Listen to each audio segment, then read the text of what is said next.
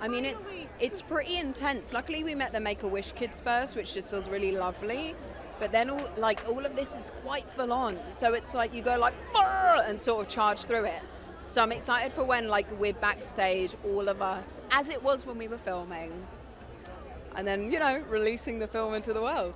I cried earlier, like ugly, like for like half an hour.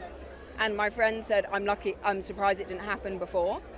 Because it's also that strange thing of for 3.5 weeks, people have been going, how does it feel to end? To end? So like those words go around in your head and you're like, oh, an end? Oh my gosh, an end. Like, what does it mean? It feels emotional. I'm excited for people to watch it, but it feels strange. I thought that it's almost done. I don't know. I mean, I think like they may be lucked out each time because aside from everything else that people talk about all the time, we all really love each other. And I do think that like that translates onto screen. So for us, it was really important, me, John and Oscar, that we were together on this journey. And I just feel like you feel that. So like you want to be part of the gang. And I think with Star Wars, you always have.